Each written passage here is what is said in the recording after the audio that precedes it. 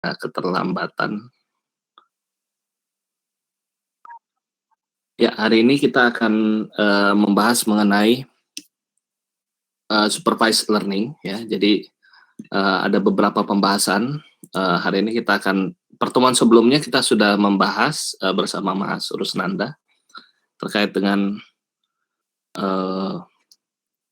KNN ya dan juga decision tree. Hari ini kita akan bahas mengenai SVM dan neural networks serta bagaimana mengimplementasikan case study kita di Python ya dengan Google Colab.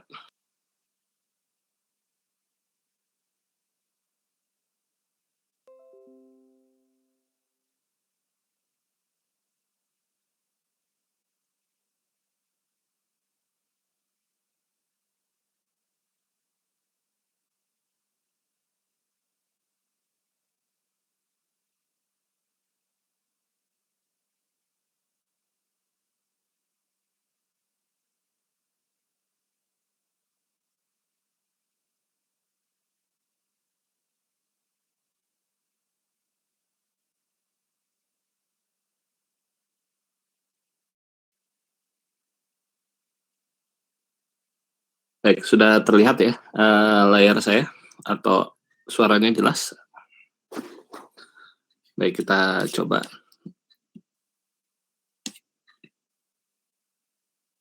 Oke, mohon maaf ini saya pakai slide-nya ambil dari beberapa sumber. Ya, baik.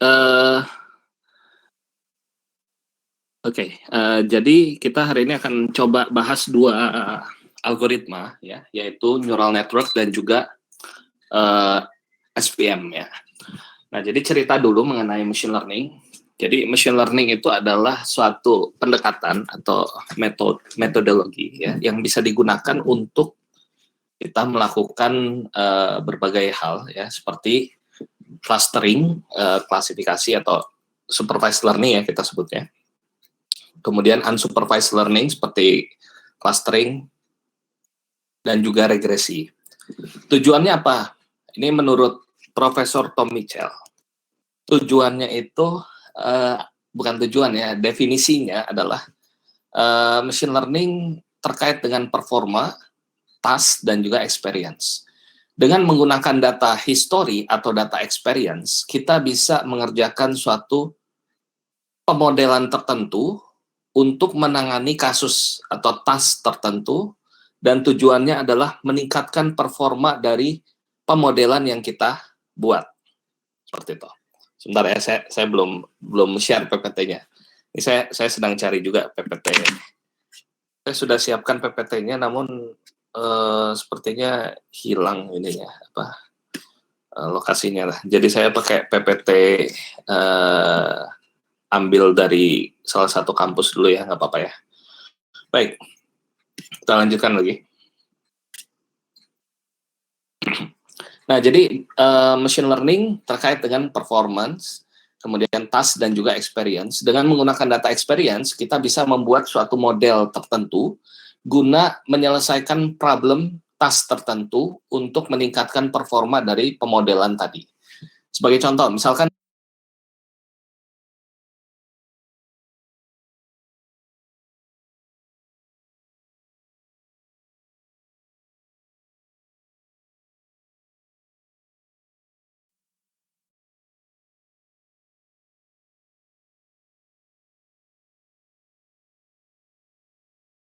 kemarin kita coba data iris dan data lainnya, kita bisa melakukan pemodelan.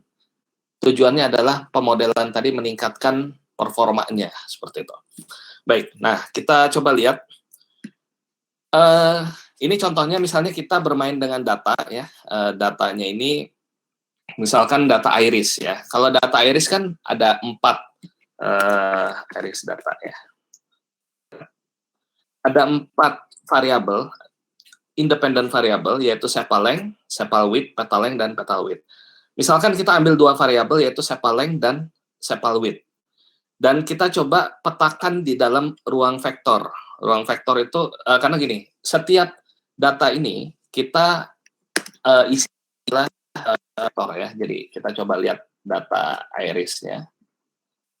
Ya, data yang kemarin kita coba. Nah, ini adalah vektor ya. Setiap data itu adalah vektor. Selain vektor, kita bisa menggunakan apa lagi? Ada 4 format yang bisa kita gunakan. Kita bisa menggunakan format skalar, kita bisa menggunakan vektor, kita bisa menggunakan tensor, dan juga kita bisa menggunakan matriks ya. Skalar itu biasanya nilainya satuan ya, misalnya ini kok datanya. Nah, misalnya datanya sebentar ya, saya ambil data yang lain. Nah, ini aja ya. Nah, ini kalau kita lihat, kalau saya hanya ambil satu data yang 5,1, ini disebut dengan skalar. Namun kalau saya ambil 2, ini disebut dengan vektor ya, dan lain sebagainya. Nah, jadi di sini kalau kita ambil 4 nilai ya, yang ini adalah sepal width, sepal length, kemudian petal width dan petal length. Ada 4 nilai ya, ini adalah vektor dari data kita dan dilengkapi dengan suatu target atau kita sebut juga dengan ground truth ya. Nah, di sini kemarin kan kita sebutnya ini adalah independent variable, yang ini adalah dependent variable. Dimana kalau misalkan dependent variable-nya ada atau targetnya ada, maka kita akan bisa melakukan task di dalam machine learning yang disebut dengan supervised learning ya, atau supervised kan artinya adalah ada panduannya, ada guidelines-nya. Nah, artinya ada yang memandu agar pemodelan kita itu sesuai dengan target atau ground truth-nya. Itu yang disebut dengan supervised learning. Tetapi kalau misalkan kita tidak memiliki target atau label dari data kita, maka bisa jadi task yang akan kita kerjakan adalah unsupervised learning. Seperti itu. Ada yang mau ditanyakan dulu? Kira-kira Bapak Ibu? Jelas ya sejauh ini ya? Baik, kita lanjutkan lagi. Nah, misalkan sebelum kita melakukan analisa, kemarin kita sudah pelajari exploratory data analysis. Kita coba lakukan normalisasi data, kemudian kita lakukan korelasi antara data ya, antara dependent dan independent variable, yang tujuannya adalah untuk mengamati mana kira-kira independent variable yang memiliki korelasi yang tinggi, baik itu secara positif atau negatif terhadap dependent variabelnya. Kalau nilainya itu continuous atau ya continuous ya, nilainya regresi misalnya masuknya. Nah, kemudian kita juga bisa melakukan analisa lainnya, ya, yaitu kalau misalkan datanya itu berupa kategorikal ya, atau discrete ya. Jadi misalkan ini kita ubah menjadi, kalau iris setosa jadi 0, iris versicolor jadi 1, dan virginica jadi 2. Jadi ya nilainya adalah discrete.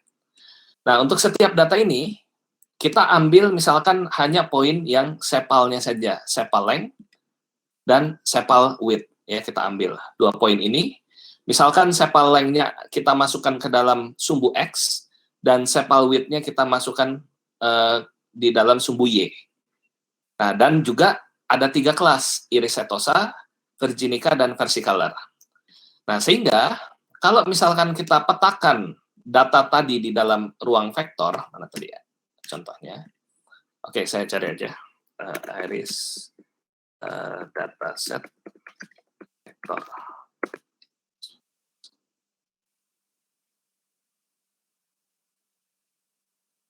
Ya, nah ini contohnya ya. Jadi misalkan, ini ya. Nah, kita ambil 2 independent variable, yaitu sepal length dan sepal width. Ini kan kita sudah lihat ya.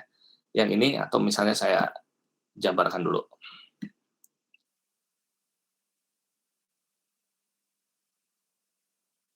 Ini saya coba jabarkan sepal length, sepal width. Oke, nah ini 2 data ini kita ambil, kemudian kita petakan di dalam ruang vektor. Nah, seperti ini ya. Di mana sepal length-nya ini sebagai sumbu X, yang ini sebagai sumbu X, dan yang ini sebagai sumbu Y. Nah, kemudian kita berikan pewarnaan sesuai dengan spesies atau target atau ground truth atau class label. Ya, ini sama semua. Kalau saya bilang ground truth itu sama dengan target atau class label atau namanya apa ini misalnya spesies ya. Nah, sehingga kalau kita misalnya petakan di dalam ruang vektor, hasilnya seperti ini Bapak Ibu. Ya, ini kalau yang sepal ya, sepal width dan sepal length. Kalau kita hanya menggunakan dua data, ya misalnya kita hanya menggunakan misalnya yang iris setosa dengan virginica saja. Berarti kan yang versicolor, yang warna hijaunya ini, yang warna hijau atau birunya ini, akan kita hapuskan di sini. Artinya di sini terdapat suatu pemisahan di antara data yang masuk ke dalam iris setosa dengan data yang masuk ke dalam iris virginica. Karena yang warna hitam dengan warna kuningnya ini dipisahkan gitu. Maksudnya dipisahkan tuh yang setosanya ada di atas, yang virginicanya ada di bawah.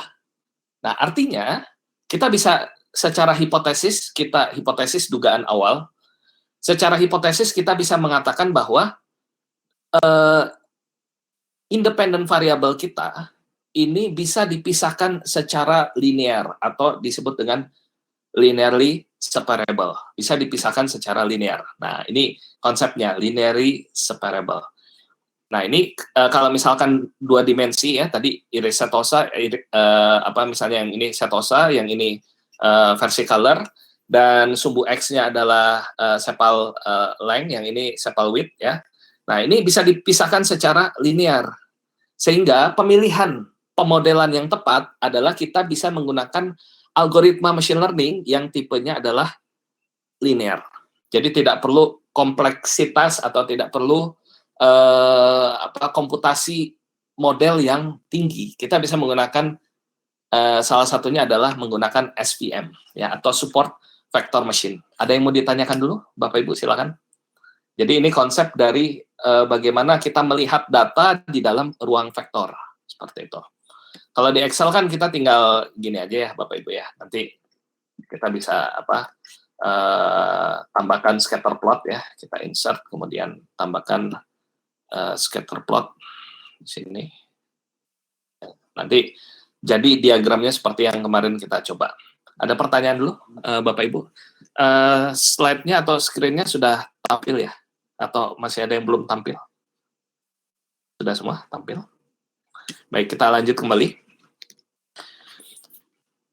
Nah, tetapi tidak semua kasus yang kita tangani ya terkait dengan data itu sifatnya dapat dipisahkan secara linear atau non-linearly separable. Kalau misalnya kasusnya seperti ini, kalau kita petakan di ruang vektor ternyata tidak bisa dipisahkan secara linear, berarti kita harus memilih model yang bisa, salah satunya contohnya adalah neural networks ya.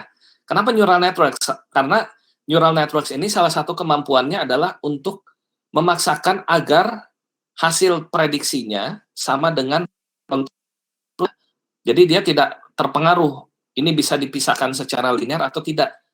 Ya, walaupun misalkan ini sulit dipisahkan secara linear antara kelas label 1 dan kelas label lainnya, dengan neural networks kita bisa melakukan itu semua gitu. Nah, tapi tentu saja ada komputasi cost yang tinggi gitu ketika kita menggunakan neural networks ya.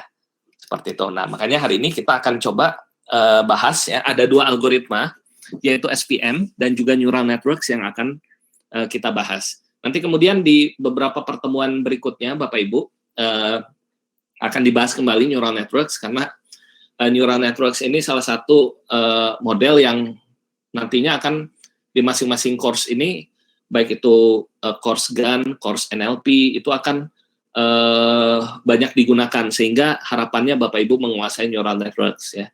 Di NLP nanti kita akan belajar model transformer ya, di mana nanti ini banyak banget neural networks di dalamnya, kemudian bagaimana memodifikasi neural networks ya.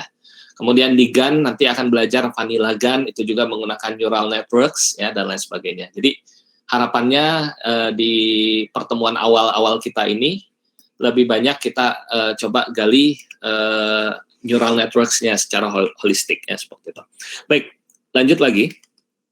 Ya, kita lihat, kita fokus pada kasus yang datanya dapat dipisahkan secara linear atau linearly separable.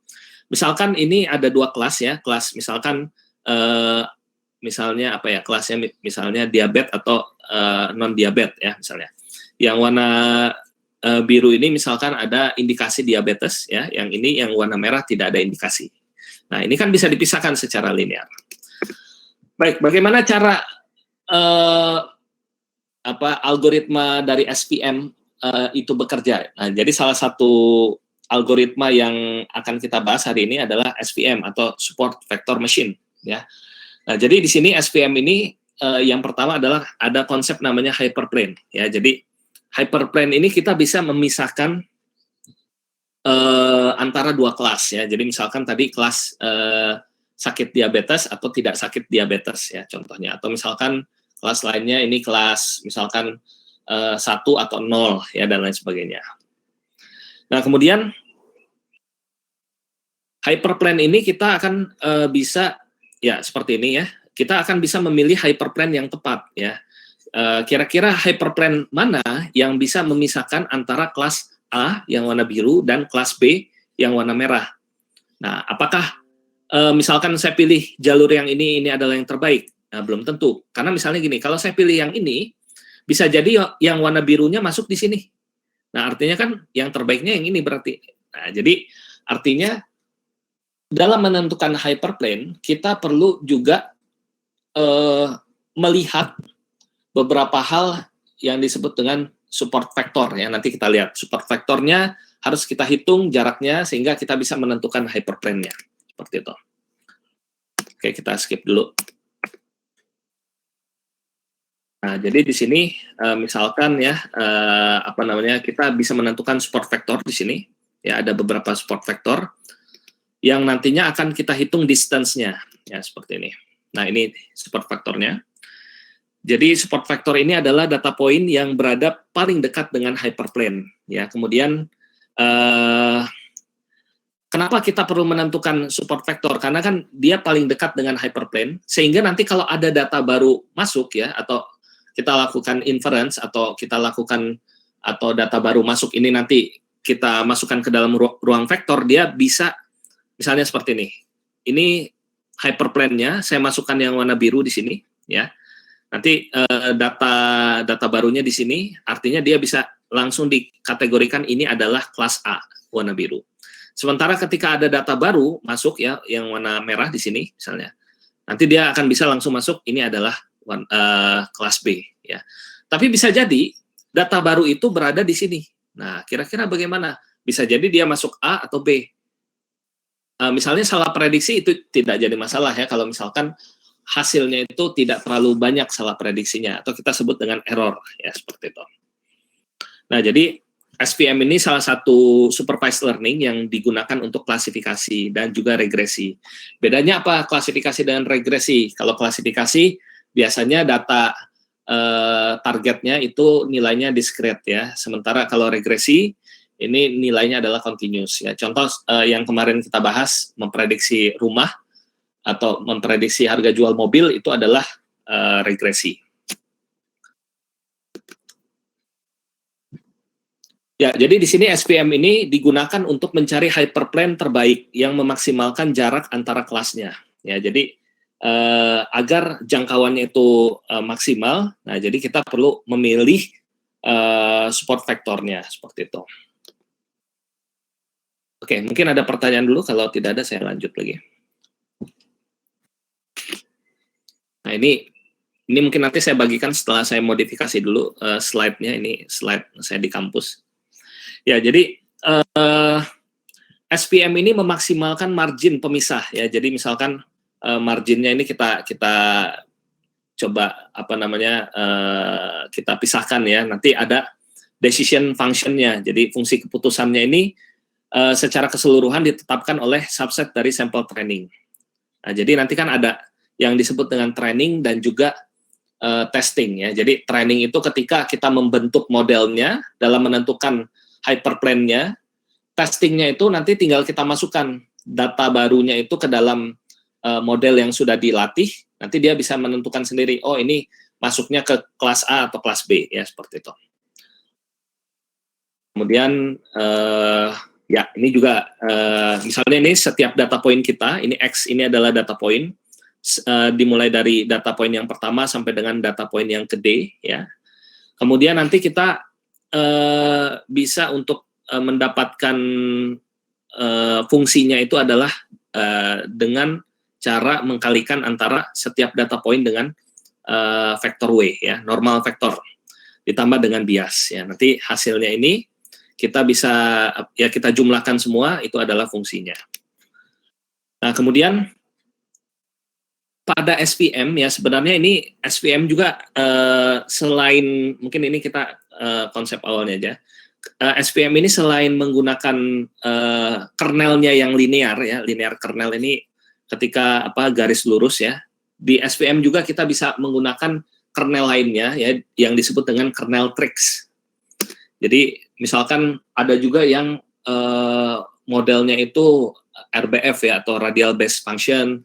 Ada yang nanti modelnya itu adalah dia misalkan agak melingkar, ya, atau misalkan dan lain sebagainya, itu bisa kita cari dengan kernel tricks, ya, seperti itu.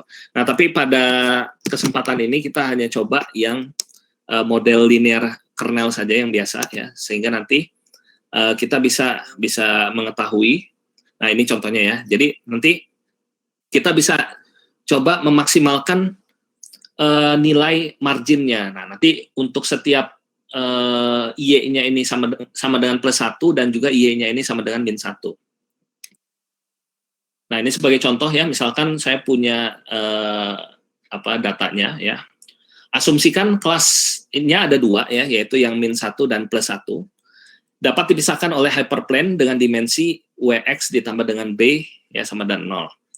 Nah, kemudian non-linearnya, jadi kita akan coba misalkan dia pattern X yang termasuk kelas -1, sampel negatif, dapat dirumuskan sebagai pattern yang memenuhi pertidaksamaan sebagai berikut ini. Dan yang positifnya seperti ini. Nah, kemudian kita masukkan setiap data poinnya, ya, yang X1 dan X2, misalnya ini 1, kita masukkan ke dalam ruang vektornya, ya, seperti ini. Ini masuk 1-1 kita masukkan, ya, ini adalah kelasnya. Nah, kemudian margin terbesar dapat ditentukan dengan memaksimalkan nilai jarak antara hyperplane dan titik terdekatnya, ya, 1 dibagi dengan unit vektor dari W. Nah, kemudian kita hitung lagi dengan memperhatikan constraint persamaan untuk setiap I, ya, all I, ini dia lebih besar sama dengan 0. Nah, nanti hasilnya kita akan menemukan persamaan berikut, ya, nanti tinggal kita masukkan ke dalam vector space-nya seperti itu. Nah, ini nanti saya bagikan aja contohnya. Nah, mungkin kita sekarang coba langsung ke hyperplane apakah harus berupa garis lurus? Tidak, Pak. Jadi nanti kita coba ada beberapa kernel, ya. Kernelnya ini tidak harus garis lurus, tapi bisa juga tadi saya sebut berbentuk misalnya RBF, ya. Nanti kita lihat ada apa saja kernel di dalam SVM. Kalau fiturnya lebih dari 2 bagaimana? Nah, fiturnya lebih dari 2 kan sebenarnya gini, kita hanya bermain di data dengan dimensi 2. Kalau misalnya dimensinya lebih dari 2, misalnya 3 dimensi, atau contohnya kan ini 4 dimensi, ya, untuk data iris ini. 1, 2, 3, 4. Nah, ini misalnya anggaplah ini 4 dimensi, kalau kita petakan di ruang vektor. Kita bisa menggunakan teknik lain, namanya reduksi dimensi, ya. Dimensionality reduction, ya, dimana dari 4 data ini, ya, 4 dimensi misalkan, kita ingin mereduksi menjadi 2 dimensi, tetapi tidak menghilangkan identitas dari data. Karena kan gini, kalau kita hapus misalnya dua variabel, ini artinya kan menghilangkan identitas dari data kita. Sementara kalau 4 data ini kita reduksi dimensinya dengan memperhatikan proyeksinya, ya, ini disebut dengan reduksi dimensi, tidak menghilangkan. Ini adalah data terkait misalkan iris yang setosa misalnya, tidak menghilangkan itu karena dia hanya memproyeksikan dengan dimensi yang berbeda, seperti itu. Mungkin di pertemuan berikutnya akan kita bahas mengenai reduksi dimensi. Baik, nah sekarang kita coba lihat contoh codingnya sebentar, ya. Saya siapkan dulu.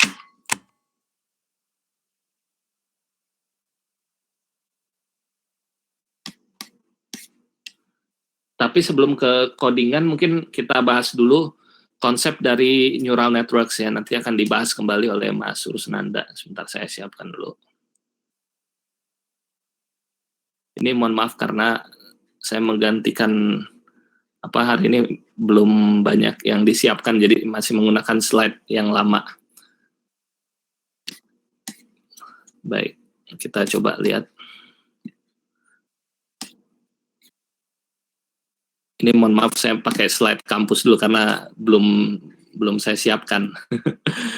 Baik, kita coba beralih dulu ke konsep neural networks ya. Jadi datanya sama ya, misalkan saya punya data yang saya ambil dari data hard, namanya hard dataset.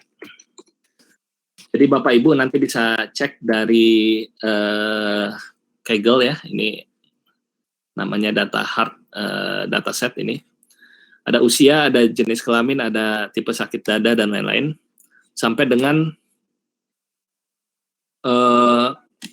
targetnya apakah 1 atau 0. Kalau 1 misalnya ada indikasi pasien dengan identitas yang pertama ini ada indikasi penyakit jantung, kalau 0 tidak ada ya.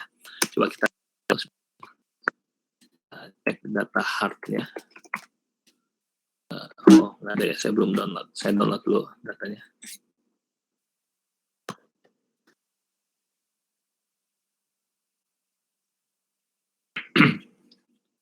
Oh, yang UCI di sini sebentar ya saya.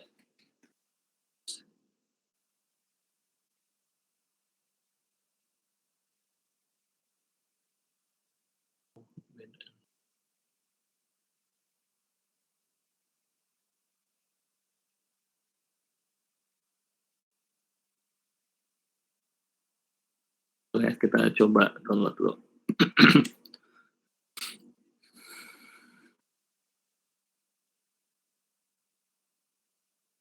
Silakan bisa diunduh dulu Bapak Ibu datanya. Bentar saya sambil coba unduh.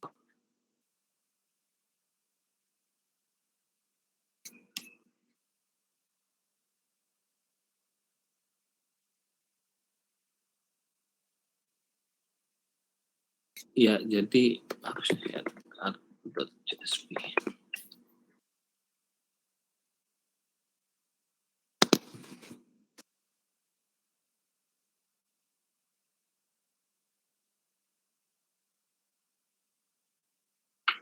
Ya, jadi kalau Bapak Ibu coba unduh ya data hard disease ini.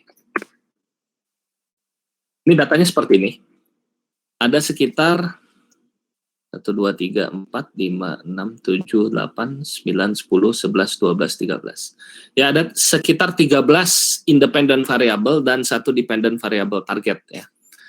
Nah, ini langkah awalnya kalau dengan Excel kita bisa text to column ya, seperti ini. Nah, ini datanya ya, ada 13 parameter atau independent variable yang nantinya akan menentukan targetnya ya. Di sini targetnya ada 1, ada 0 ya. Kalau 1 ini ada indikasi penyakit jantung, kalau 0 tidak ada indikasi penyakit jantung ya. Nah, data ini akan kita coba masukkan ke dalam SVM dan juga neural networks nantinya. Tapi ini sebelum kita ngoding, kita coba dulu penjelasannya ya. Nah, dari data ini ada beberapa parameter yang diambil oleh dokter ya. Jadi dokter mengambil beberapa sampel dimulai dari data pertama sampai data ke X ya. Dengan targetnya ini yang menentukan target adalah dokter itu sendiri. Jadi bukan yang lain ya. Ini biasanya expertnya dalam memberikan pelabelan. Nah, kemudian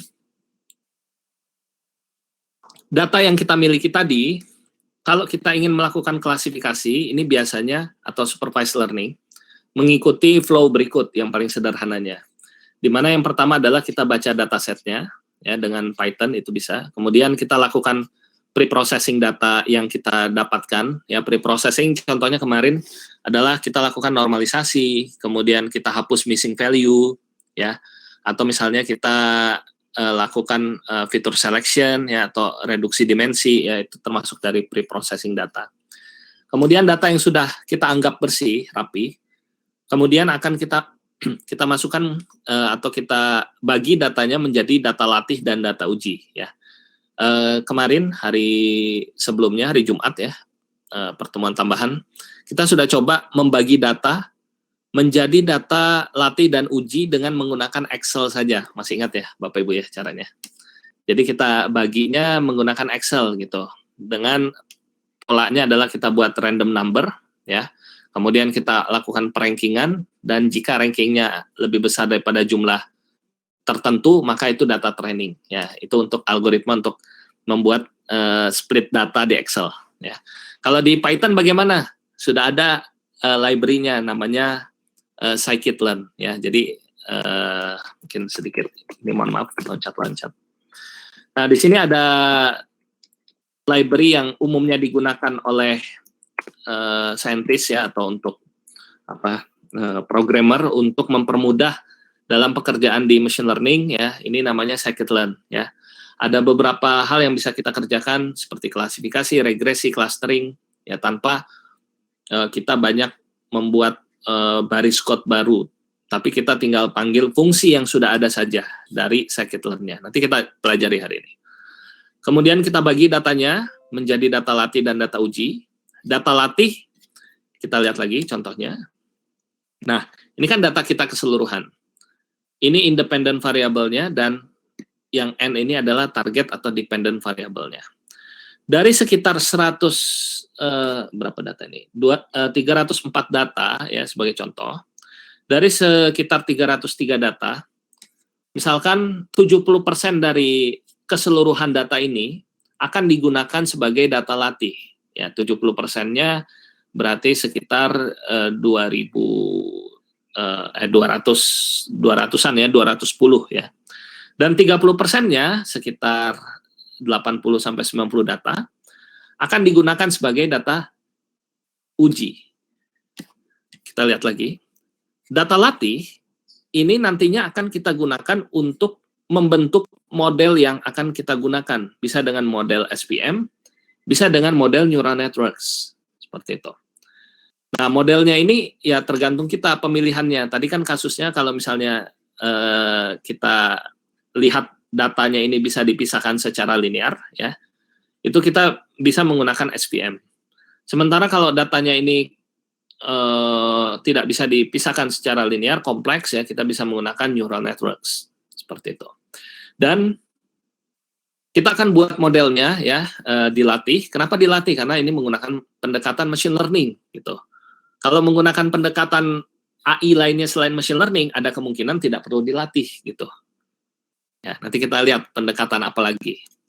Kemudian hasil pelatihan data 70% dari data kita ini akan menjadi suatu model. Model yang kita sebut dengan ini adalah model AI-nya, model cerdasnya, yang bisa menerima input data. Kasusnya tadi kan adalah data hard ini ya. Jadi misalnya saya punya data baru, ini hasil pemeriksaan saya. Misalnya hasil pemeriksaan saya seperti ini contoh. Misalnya lain-lain sampai dengan terakhir ini diisi. Saya nggak tahu kira-kira masuknya ke 0 atau 1 gitu kan. Nah, tapi model ini, model cerdas, model AI yang sudah dilatih ini, dia bisa mengetahui berdasarkan input data baru ini, ya, dia akan memprediksi target atau kelas labelnya apakah 0 atau 1 gitu.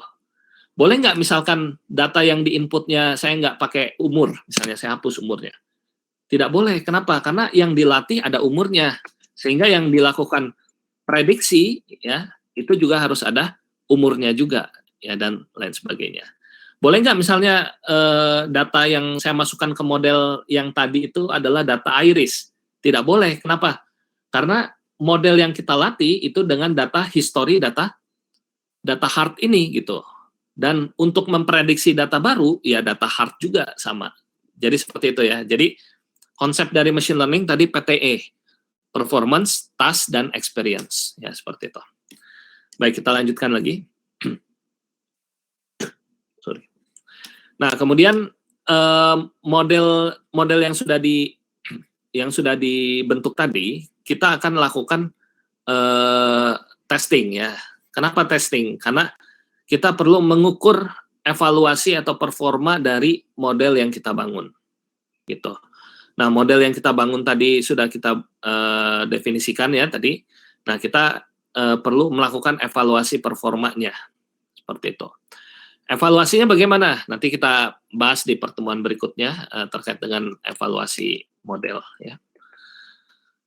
Baik, kemudian kita lanjutkan lagi. Nah, ini jadi flow umumnya seperti ini untuk melakukan klasifikasi atau supervised learning. Nah, ini dalam membuat pemodelan ya, kita bisa menggunakan salah satunya adalah neural networks. Jadi neural networks ini mungkin saya neural networks.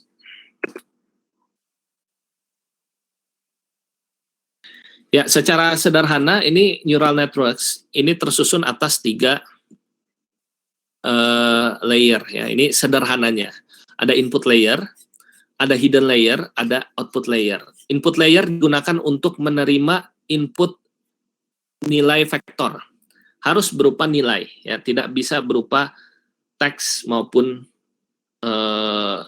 domain lain ya. Misalnya suara bagaimana, bisa nggak langsung masuk suara? Tidak bisa, harus dalam bentuk nilai ya, nilainya skala, bisa vektor, bisa matriks, bisa tensor, tapi umumnya vektor ya. Nah, jadi inputnya harus berupa suatu vektor. Kenapa vektor? Ya karena machine learning termasuk neural networks di dalamnya hanya bisa mengenal angka gitu, sehingga inputnya harus berupa nilai. Kalau inputnya teks bagaimana? Teksnya dijadikan angka dulu gitu. Kalau inputnya suara bagaimana? Suaranya dijadikan angka dulu, baru bisa masuk ke dalam neural networks. Seperti itu. Nah, saya jawab dulu pertanyaan. Persentase penentuan antara data tes dengan training ada rumusnya. Ya, ini ada teman saya sedang S3, itu beliau meneliti terkait dengan menentukan ini ya, jumlah training dan testing data bagaimana sebaiknya gitu. Ya sebenarnya tidak ada ukuran yang pasnya berapa, apa 70-30, 80-20, 90-10, itu tergantung dari kita sebagai programmernya, sebagai scientist-nya gitu, sebagai penelitinya. Oke, saya lanjut lagi. Baik, nah berikutnya jadi tadi ada 3 layer ya, ada layer input, ada layer hidden, dan ada layer output ya. Layer input digunakan untuk menerima vektor data kita. Layer hidden digunakan untuk komputasi layernya, dan layer output ini adalah hasil prediksinya ya. Nah, pada prosesnya hidden layer itu berkembang lebih dari satu hidden layer. Ini kan satu hidden layer. Satu hidden layer dengan beberapa neuron. Misalnya ada 2 hidden layer nanti di sini. Ada 3 hidden layer dan seterusnya ya. Ini yang disebut nantinya adalah konsep deep learning seperti itu. Dengan semakin banyaknya hidden layer. Nah, kemudian untuk mendapatkan nilai masing-masing dari ini kan sebenarnya perhitungannya ya. Jadi misalkan contoh seperti ini, kita balik lagi. Tadi ada sekitar 13 parameter atau independent variable yang akan kita masukkan ke dalam neural networks ya. Tadi kan ada apa aja? Ada usia, ada jenis kelamin, ada CP ya, kolesterol dan lain sebagainya, ada 13. Nah, 13 data ini akan kita masukkan ke dalam input layer melalui neuron yang ada di sini. Ini masuk neuron, masuk neuron, masuk neuron sampai dengan terakhir. Ada baiknya semua data kita ini dilakukan normalisasi data. Ya masih ingat ya Bapak Ibu ya. Kita normalisasi misalnya kolesterolnya ini dibagi dengan nilai maksimum, pasti nilainya akan berada di antara range 0 sampai dengan 1 gitu. Contoh ya. Jadi misalkan nilai sebentar. Coba kita lakukan normalisasi kolesterol. Ini kan kita bisa hitung dengan cara nilai E2 dibagi dengan nilai maksimum dari E2 sampai dengan 303 ya tadi ya. E303. Nah, ini dia nilainya di antara 0 sampai 1 pasti. Kenapa? karena dibagi dengan nilai maksimum. Ini disebut dengan standar scalar, ya. Ups, nah ini mungkin, nah contoh seperti ini. Nah nanti akan masuk ke dalam input layer, ya. Di sini input layernya neuronnya menyesuaikan sesuai dengan jumlah independen variabel yang kita masukkan, gitu. Tidak semua independen variabel dari data kita wajib kita masukkan. Kita kan bisa menggunakan korelasi terlebih dahulu, ya. Misalnya yang korelasinya tinggi, ya udah kita pertahankan. Selain itu kita buang, bisa seperti itu. Ya, kemudian ini adalah input layernya, kemudian akan terhubung dengan hidden layer. Ini hidden layernya melalui suatu edge, di sini garis, ya, penghubung yang disebut dengan bobot, ya, atau W, vektor W. Nah, di sini yang garis-garis ini adalah vektor W. Ada W11 yang ini antara input, ini kita sebut X1, ya, X1 dengan H11, ya.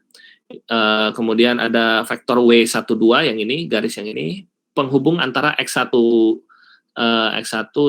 dengan H12 yang ini, dan seterusnya sampai dengan terakhir di sini penghubung antara X113, ya, X13 dengan H113 yang ini H13 gitu.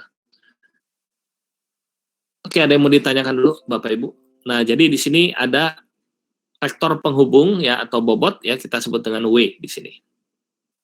Nah, sehingga untuk mendapatkan nilai H di sini, ya, untuk mendapatkan nilai hidden di sini, caranya bagaimana? Ini kan berarti kan nilai input dikali dengan bobot ditambahkan dengan nilai input yang kedua dikalikan dengan bobot yang kedua, karena dia jalurnya ke sini semua. Berarti kan nilai X dikali dengan W ini ditambah dengan X lagi dikali dengan W sampai dengan X yang terakhir dikali dengan W yang terakhir. Jadilah nilai hidden. Nah, sehingga kita persingkat dengan cara, ya, sigma dari XIJ dikali dengan WIJ. Karena kan ini X-nya ada banyak, kita sebut dengan XIJ, dikali dengan W-nya juga ada banyak, WIJ. Ya, dijumlahkan semua. Jadi sigma X dikali dengan W, biasanya ditambah dengan B. B itu adalah biasnya. Itu adalah nilai hidden. Nah, bisa jadi antara hidden neuron yang pertama dengan hidden neuron yang kedua, ini ada perbedaan range nilai. Ya, jelas ya. Ada perbedaan range nilai sehingga perlu kita lakukan seperti normalisasi data kemarin, ya. Tapi di sini kita sebutnya dengan aktivasi, ya, fungsi aktivasi. Nah, jadi setiap neuron pada hidden layer, misalnya ini neuron yang pertama nilainya itu sekitar 850. Sementara neuron dengan hidden yang kedua nilainya adalah minus 5,6 misalnya. Nah, bisa terjadi seperti itu. Apa yang kita lakukan? Yang kita lakukan adalah kita aktivasi di dalam neuronnya agar keluaran dari neuronnya, salah satu tujuannya adalah mendapatkan nilai yang seragam, ya, yang seragam dengan, maksudnya dalam range tertentu, ya, kita aktivasi dengan suatu fungsi aktivasi, ya, seperti itu. Baik, kita coba lihat, ya, activation function.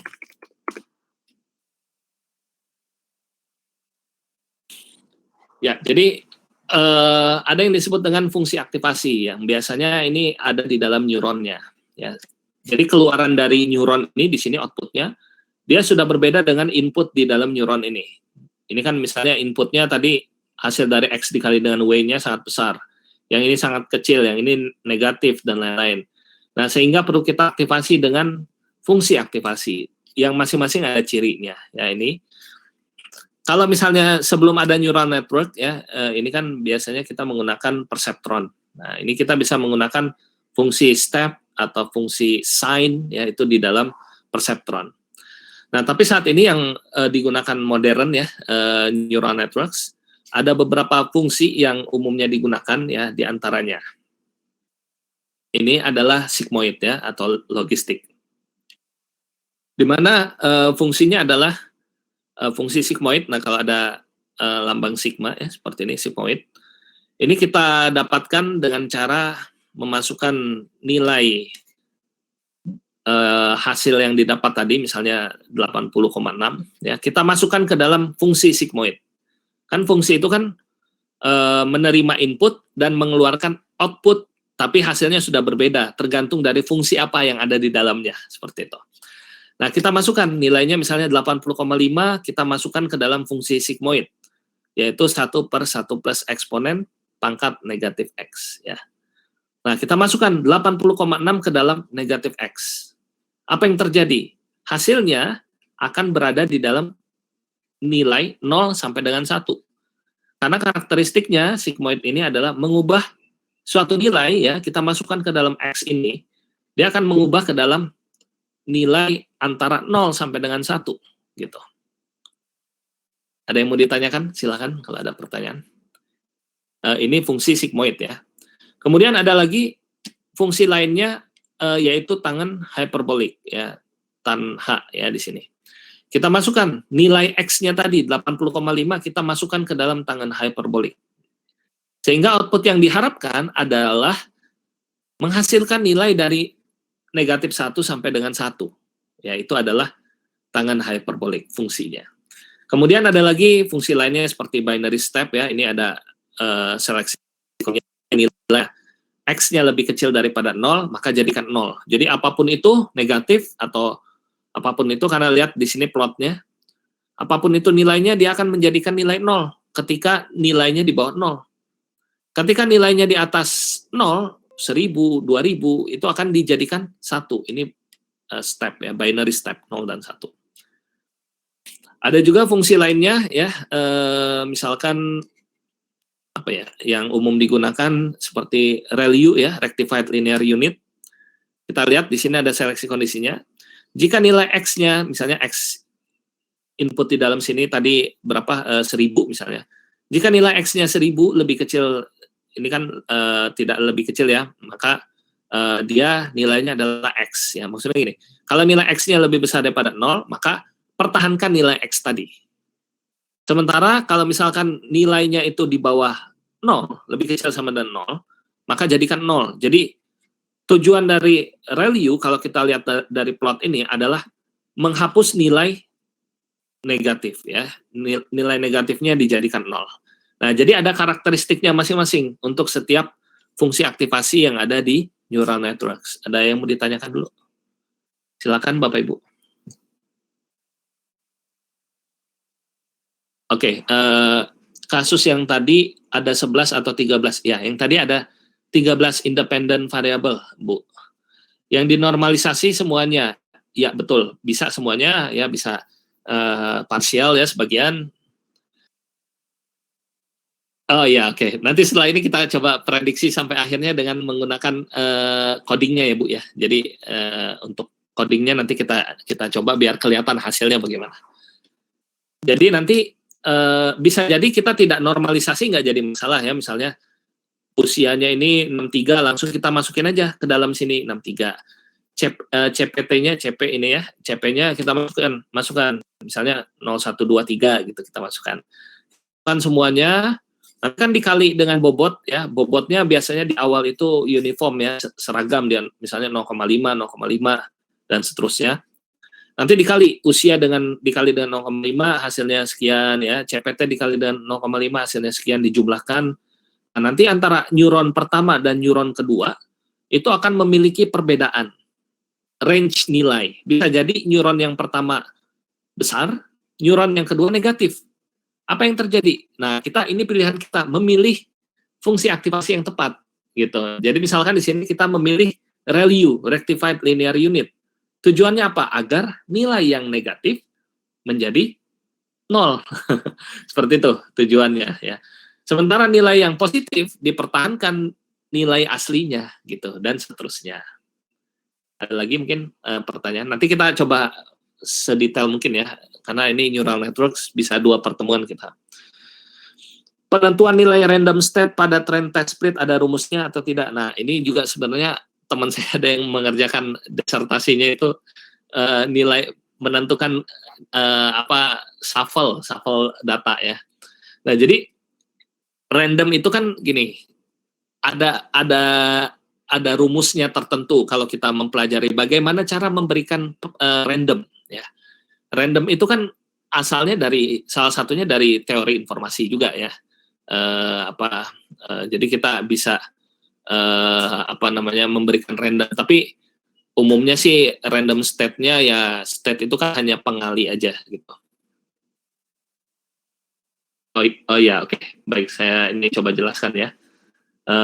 Step by step-nya ya. Saya selesaikan dulu ya step by step-nya. Nah, jadi di sini kan tadi kita baru sampai di hidden ya. Hidden-nya kan misalkan nilainya berapa tadi? Saya ulangi ya. Inputnya kan semua data nih masukin satu-satu. Data yang pertama ya, data yang kedua, ngantri nih ke belakang sampai dengan data yang ke N gitu. Kemudian data yang pertama tadi berapa datanya? Yang ini kita masukkan semua ya. X-nya kita masukkan independent variabelnya kecuali yang Y-nya ya. Jadi dari kolom A sampai dengan N kita masukkan ke dalam input neural networks, dan kolom O-nya ini kita sudah siapkan di belakang Bapak Ibu ya. Kita siapkan di belakang ini adalah YI, kita sebut YI ya. Untuk outputnya itu YI-nya adalah untuk data yang pertama 1, contoh. Nah, data yang pertama 1, data awalnya ya ini, yang A sampai dengan N, gitu. Lihat lagi. Nah, kemudian tadi kan masing-masing itu sudah berbentuk vektor semua datanya. Kita kalikan dengan bobot. Anggaplah bobotnya semuanya seragam 0,5 ya. Di awal, kemudian dikali dengan input ya, sehingga hasilnya dia akan menjadi input di dalam hidden layer. Nah, tapi kan ini akan bisa jadi ada yang negatif nilainya atau nilainya sangat besar, artinya tidak dalam range tertentu. Sehingga apa yang kita lakukan? Kita lakukan aktivasi terhadap input di dalam hidden tadi. Nah, aktivasinya ada pilihan. Tadi saya sudah jelaskan ada sigmoid. Coba kita lihat lagi. Ada sigmoid ya, sigmoid itu yang 1/1 plus eksponen pangkat negatif X, ini sigmoid. Yang outputnya ini mengubah nilai yang kita inputkan X tadi menjadi di antara 0 sampai dengan 1. Ya. Kemudian ada juga tangan hyperbolic ya, hyperbolic tangen, di mana kalau kita masukkan ke dalam fungsi ini, output yang dihasilkan adalah nilai dari range negatif 1 sampai dengan 1. Ada juga ReLU. Kalau misalnya kita masukkan nilainya itu negatif, maka nilainya menjadi 0. Kalau kita masukkan nilainya itu positif, apapun nilainya positif, maka menjadi tetap nilainya adalah nilai yang tadi. Nah, itu adalah ReLU. Dan lain-lain, ini bisa dibaca, saya nggak hafal semua. Ada juga Gaussian ya, ini mengubah di antara 0 atau 1 ya, fungsi Gaussian, fungsi apalagi yang sering ya. Ya, kalau fungsi identitas kan diabaikan ya, seperti itu. Nah, kemudian ya dan lain-lain. Yang tujuannya nanti keluaran dari hidden layer ini dia akan memiliki ya seperti makna tersendiri. Misalkan kita pakai sigmoid, berarti kan keluaran dari sini di antara 0 sampai 1 gitu. Kita pakai ReLU, artinya yang negatif kita hapus gitu kan, jadi 0 nilainya. Kita menggunakan fungsi sign ya atau step ya, step function. Berarti kan nilainya kita ubah semua. Yang negatif jadi 0, yang positif jadi 1 dan lain-lain. Nah, ini akan kita teruskan, anggaplah hidden layer 2 dan 3 ini nggak ada Bapak Ibu. Jadi langsung dari hidden layer 1 ini langsung masuk ke dalam output layer. Nah, sehingga masuk ke dalam output layer sama penghubung antara hidden layer 1 keluarannya ini akan terhubung ke output layer melalui bobot juga ya. Sorry. Ya, berikutnya jadi di sini akan terhubung dengan output layer melalui bobot yang kita sebut bobotnya dengan U ya. Kalau tadi kan bobot penghubung antara input dengan hidden ini disebut dengan W, sementara bobot penghubung antara hidden dengan output ini disebut dengan U. Ya, ini hanya penamaan saja, gitu penamaan. Nah, jadi sama untuk menghasilkan output layer, ya, untuk menghasilkan prediksi di dalam output layer ini, prediksinya atau anotasinya kita sebut dengan YP. Ya, kalau YI tadi kan sudah digunakan untuk label kita. Label kita kan tadi 1 ya, itu adalah YI-nya. Sementara YP atau hasil prediksi di dalam output ini, cara menghitungnya adalah sigma dari keluaran dari hidden layer yang sudah masuk fungsi aktivasi dikali dengan U dijumlahkan. Karena tadi sigma kan, dijumlahkan, hasilnya adalah YP. Seperti itu. Nah, YP ini kan nilainya bisa kita, misalnya ini, kasusnya kan ini, kalau yang data hard tadi kan 2 ya, 0 atau 1. Nah, kita bisa masukkan outputnya ini ke dalam sigmoid, atau kita menggunakan step function. Kalau dia nilainya ya sigmoid aja ya, kita masukkan ke dalam sigmoid. Misalkan YI-nya tadi adalah 1, sementara YP-nya hasil prediksi kita itu nilainya misalkan 0,7 atau 0,2 lah misalnya. YP-nya itu 0,2, YI-nya adalah 1. Artinya apa? Hasil prediksi tidak sama dengan ground truth atau class label. Artinya di sini ada terjadi error gitu. Nah, ini sampai sini dulu. Silakan, ada pertanyaan. Cara memilih fungsi aktivasi yang cocok. Nah, ini biasanya tergantung dari kasus yang kita kerjakan juga, Pak. Jadi misalkan Bapak Ibu nyoba yang kasus, nanti kita belajar deep learning ya, inputnya berupa gambar masuk ke dalam CNN. Kenapa dengan ReLU? Karena kita menghilangkan nilai pixel yang negatif. Jadi tergantung dari case study-nya. Seperti itu. Silakan, ada pertanyaan dulu sejauh ini. Toleransi error itu berapa? Ya, jadi, nah ini sebelum kita bicara errornya bagaimana, karena ini nanti akan saya jelaskan di berikutnya. Jadi mungkin saya coba sedikit ini ya, kasih gambaran lagi. Saya coba draw I/O. Pakai ini aja. Ya, kita buat ini baru. Sebentar, sorry. Kita new. Nah, jadi saya coba demokan satu persatu. Mungkin saya jawab dulu pertanyaannya. Penentuan banyaknya hidden layer bagaimana? Apakah semakin banyak hidden layer semakin bagus evaluasinya? Tidak juga, Pak. Nanti kita coba bahas ya gitu ya. Nah, ini saya buat dulu. Ini maaf ya, gambarnya agak lama, Bapak Ibu. Saya coba copy-copykan aja. Jadi misalkan kita punya input layer kan. Input layer. Ya. Jadi biar tergambar nih. Ini mohon maaf ya kalau agak lama. Ada input, ada hidden, dan ada output. Oke. Untuk inputnya kita sebut dengan XI. Ini di sini misalnya. Untuk hiddennya kita sebut dengan HI.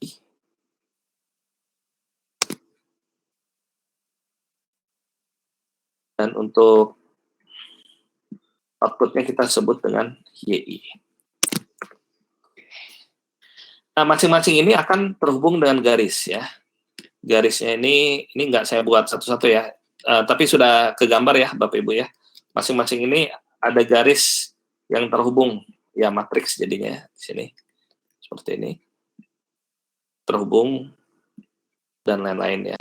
Ini nggak saya gambar semua ya. Jadi intinya ada garis yang terhubung antara satu neuron dengan neuron lainnya ya. Ini juga sama, ini juga sama. Oh sorry, ininya Y-nya ini hanya satu ya.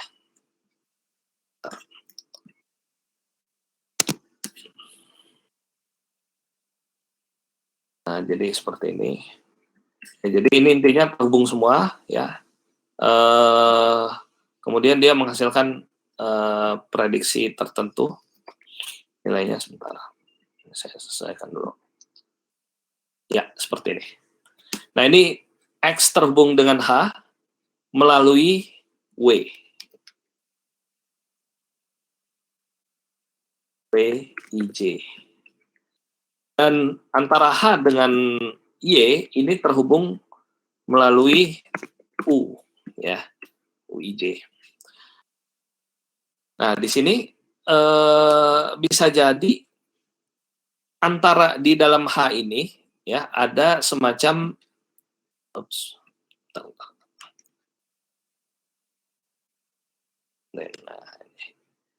Nah, ini inputnya, ya, input masuk ke sini, belum diaktifasi, dan keluarannya ini diaktifasi di sini. Ya. Jadi, yang ini fungsi aktivasinya, yang ini sebelum diaktifasi. Ya, jelas ya, Bapak Ibu ya. Nah, kemudian tadi untuk menghitung nilai H yang ini, caranya adalah, ini saya tulis ya di sini ya. Untuk mendapatkan nilai H, cara menghitungnya adalah nilai X I dikali dengan PIJ. Ya, tapi ada sigmanya di depannya. Maksudnya sigma itu kan dijumlahkan semua. Mana ya? Oh, ada lagi. Ini ya formula ya. Ya, seperti itu ya. Intinya di sini ada sigmanya di sini. Coba.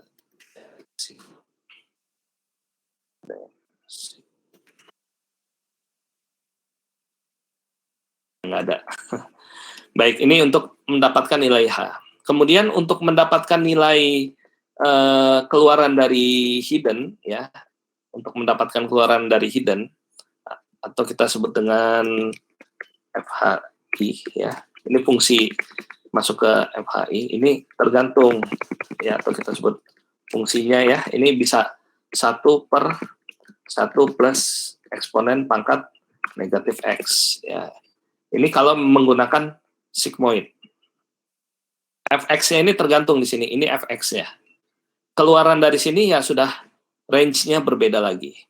Dan untuk mendapatkan nilai Y, ya, nilai Y-nya adalah sama ya. Sigmanya di paling depan. Sigma dari yang sudah diaktifasi tadi dibagi dengan UIJ. Ini hasilnya di sini. Nah, tapi ini bukan YI ya, tapi YP. Nah, ini jangan sampai salah simbol nih. YI itu untuk merepresentasikan nilai kita yang sesuai dengan ground truth-nya. Misalkan data kita tadi yang ini, berarti nilai YI-nya adalah 1, gitu kan? Nilai YI di sini adalah 1 untuk data yang pertama. Nah, sementara ketika kita hitung semua di sini, nilai YP-nya, hasil prediksinya ternyata misalnya 0,2 gitu. Artinya kan YI tidak sama dengan YP gitu. Nah, tapi kita juga bisa lebih detail menghitungnya ya dengan menggunakan MSE namanya. Mean square error ya. Per N ini akar ya, ini akar dari YP dikurangi dengan YI. Tapi dikuadratkan, di sini ada kuadratnya. Nah, seperti ini. Nah, MSE ini namanya mean square error atau rata-rata error dikuadratkan. Kita hitung jarak antara atau perbedaan di antara YI dan YP. YI tadi adalah ground truth atau class labelnya, YP adalah hasil prediksinya. Nah, biasanya misalnya MSE-nya nilainya adalah 0,2. YP-nya 0,2, YI-nya misalnya 1, MSE-nya misalkan nilainya 0,6. Nah, errornya adalah 0,6 nih. Apa yang kita lakukan ketika kita menemukan error? Nah, tadi menjawab pertanyaan sebelumnya, nilai error tadi akan kita manfaatkan sebagai informasi untuk mengupdate nilai W-nya. W ini dan U, ya. Kenapa harus kita update nilai bobot? Karena gini, neural networks ya, ini kita tidak bisa mengubah input data. Kenapa? Ini data dari dokter, nggak boleh kita ubah gitu. Dan kita tidak bisa mengubah nilai Y-nya. Yang bisa kita ubah nilai mana? Nilai W-nya yang kita bisa ubah. Kita akan mengubah nilai W dengan tujuan apa? Setelah W-nya diubah, kita akan mengulangi proses yang tadi ya, sehingga nanti hasilnya kita memiliki nilai YP-nya mendekati nilai YI. Jelas ya kira-kira konsepnya? Saya ulangi ya, jadi kita akan mengupdate nilai bobot, semua yang ada di neural networks ya, yaitu W dan U-nya, kita akan ubah, kita update nilainya, sehingga nanti ketika kita ulang prosesnya, ya, atau disebut dengan epoch yang berikutnya, epoch yang kedua, atau iterasi yang kedua, maka nilai YP-nya akan mendekati nilai YI, seperti itu. Nah, sehingga kalau sudah mendekati nilai YI, ya misalnya sebelumnya kan YP-nya tadi 0,2, YI-nya 1 misalnya. Kemudian iterasi yang kedua, YP-nya 0,3, YI-nya 1. Nah, udah semakin mendekati nilai YI nih.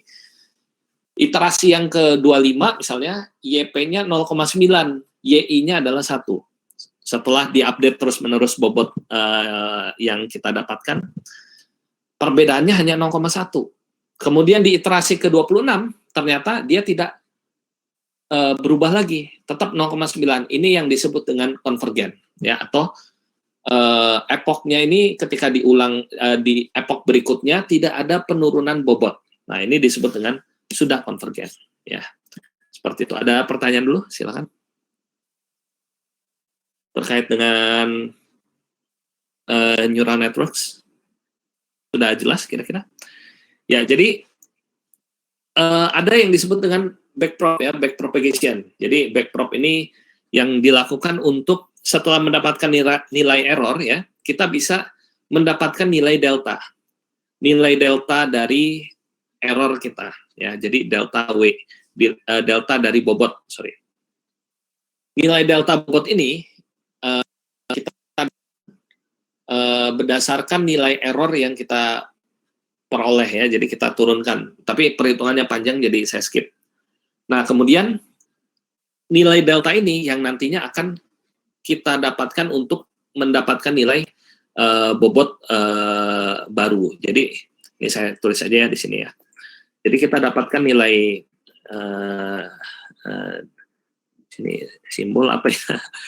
Oke, mungkin pakai tulisan aja ya, delta W, ya, dan delta U. Delta W dan delta U ini akan kita dapatkan dengan menurunkan nilai error terhadap masing-masing bobot, ya. Tujuannya apa?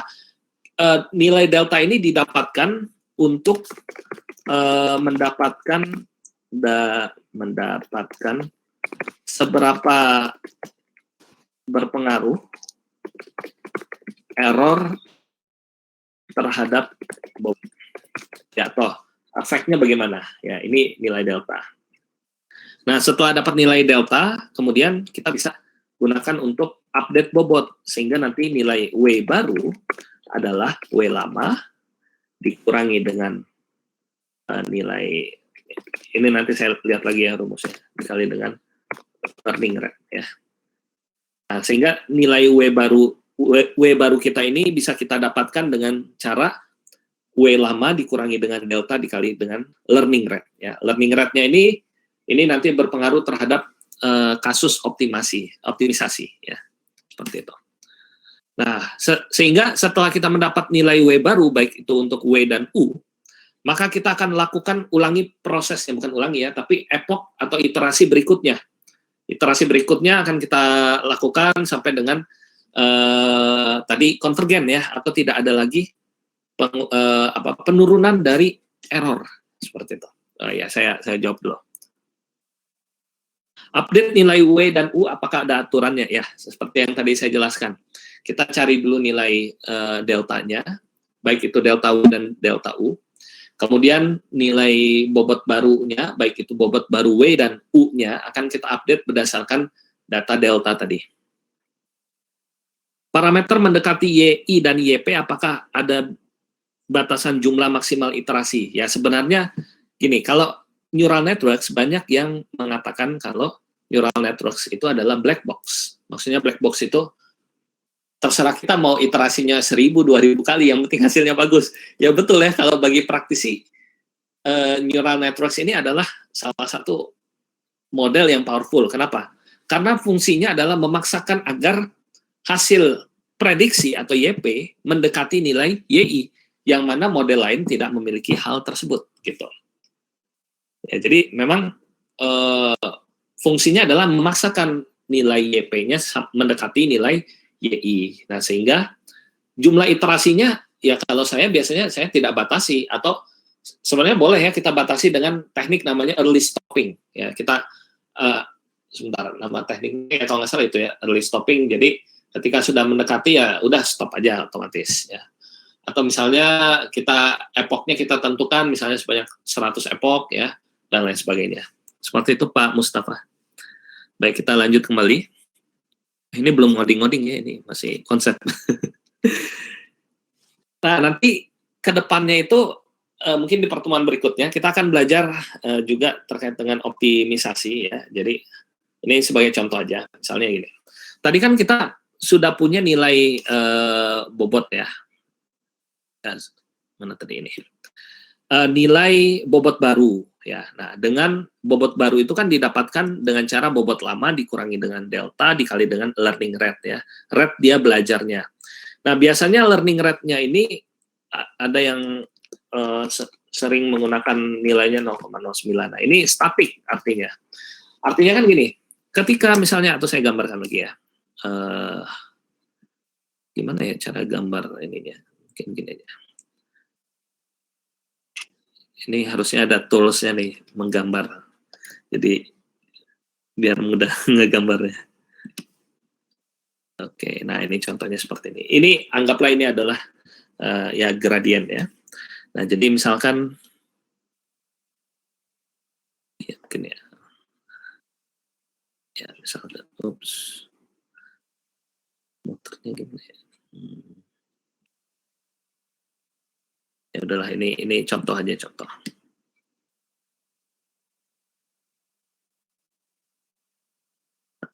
Ini contoh ya, misalnya Bapak Ibu ya. Oke. Nah, ini misalkan sumbu X ini adalah waktu, dan sumbu Y-nya ini adalah salah, ini Y, X ini, ya benar, X ini adalah waktu, sumbu Y-nya ini adalah error ya. Nah, errornya misalkan awalnya kan tinggi ya, ini misalkan berapa nih, errornya 0,9.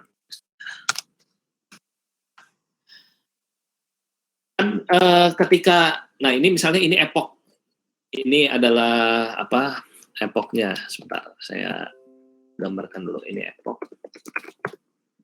yang ini adalah error. Nah, epoch yang pertama kita jalankan networknya ya, kita jalankan networknya, masukin data yang pertama ya, dan seterusnya. Kita mendapatkan errornya misalnya 0,9. Ini epoch yang pertama ya. Kemudian berikutnya kita update bobot kita ya dengan statik misalnya 0,09. Nah, karena dia statik, maka misalkan pengalinya kan dia statik. Artinya untuk dia loncat ke arah penurunan errornya itu semakin kecil, itu semakin jauh gitu. Maksudnya semakin sulit kalau misalnya kita menggunakan learning rate-nya yang statik gitu. Nah, berbeda halnya ketika learning rate-nya ini bisa adaptif terhadap error ya. Jadi misalkan gini, di awal learning rate-nya itu kita atur aja tinggi, misalnya 0,1 contoh. Nah, berarti kan pengalinya akan menjadi lebih tinggi untuk mendapatkan bobot baru gitu. Nah, sehingga nanti dia akan nurun kan, nurunnya signifikan errornya itu. Nah, tapi bisa jadi ketika dia terlalu tinggi, dia akan loss gitu, akan keluar dari jalur itu. Nah, sehingga apa yang terjadi? Kita bisa menggunakan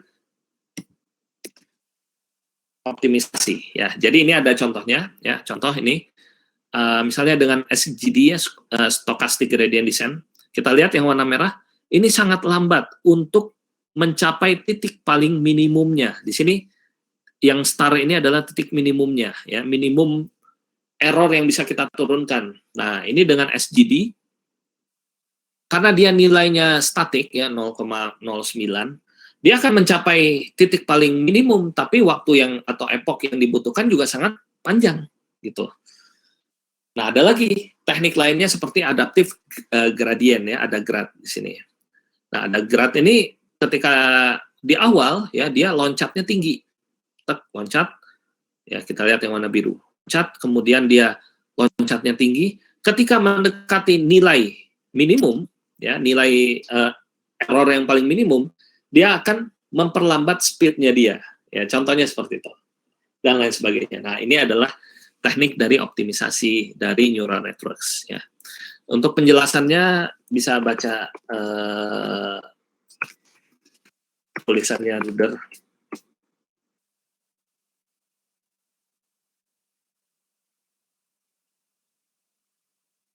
nih. Ya, nanti bisa dibaca tulisannya Ruder untuk nilai apa namanya, mendapatkan nilai optimumnya bagaimana. Penentuan nilai epoch iterasi berdasarkan dengan apakah nilai tersebut sudah konvergen atau belum. Ya, salah satunya seperti itu. Cuman epoch ini mempengaruhi komputasi. Nah, jadi seperti ini. Kalau GPU itu kan sebenarnya hanya untuk mempercepat proses training ya. Jadi sebenarnya ya mempercepat proses training ya bisa kita gunakan GPU bisa. Ya, seperti itu. Oke, kita lanjut lagi. Ya sebenarnya ini kita mau ngoding tapi ngodingnya di besok aja ya Bapak Ibu ya. Jadi hari ini penjelasannya dulu terkait dengan neural networks dan juga SVM. Nanti saya coba siapkan dulu ini karena cukup mendadak saya menggantikan hari ini jadi belum banyak persiapannya. Mudah-mudahan besok sudah saya siapkan untuk materi tambahannya. Nah jadi intinya hari ini yang bisa saya sampaikan adalah di supervised learning kita bisa menggunakan beberapa model ya di supervised learning dengan SVM. SVM tadi konsepnya ada hyperplane, kemudian ada yang nanti akan bisa menentukan hyperplane-nya mana yang paling terbaik. Nah, jadi proses prediksinya itu nanti akan masuk ke dalam pemisahannya berdasarkan hyperplane. Kalau datanya bisa dipisahkan secara linear ya atau linearist variable. Kalau tidak linear bagaimana? Kita tetap bisa menggunakan yang lain seperti menggunakan kernel dari SVM ya, kernel tricks. Selain itu, kita juga bisa menggunakan neural networks ya. Neural networks ini salah satu algoritma yang salah satu konsepnya adalah bisa memaksakan hasil sama dengan mendekati ground truth ya atau class labelnya sehingga nanti nilainya ini akan ya dia memaksa hasilnya gitu sehingga bisa diterapkan untuk data-data yang sifatnya non-linear ya atau non-linearist variable.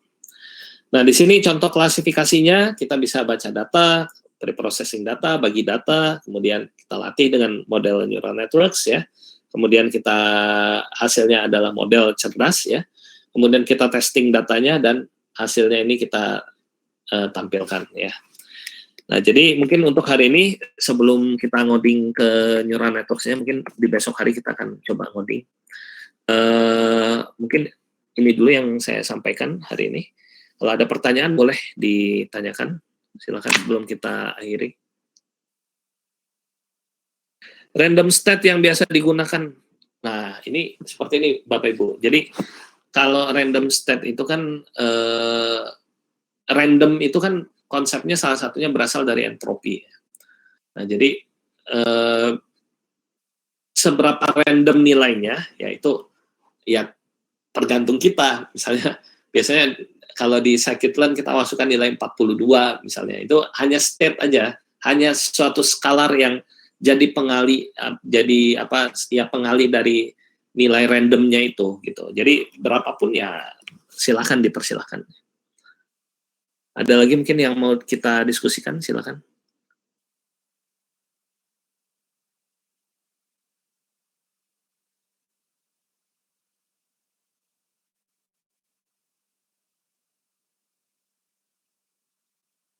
Ya, jadi di besok hari kita akan coba ngoding neural network dan SVM ya, serta ini lainnya, supervised learning lainnya. Jadi sebelum ke unsupervised kita akan coba ngoding terlebih dahulu ya untuk ini hari ini. Jadi mungkin kita lebih banyak teorinya saja dulu. Mungkin ada yang mau ditanyakan sejauh ini?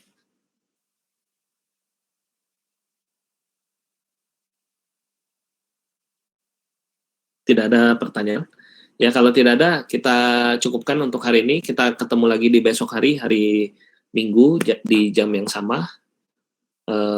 Terima kasih atas kehadirannya. Mohon maaf jika ada kesalahan. Saya akhiri. Selamat pagi.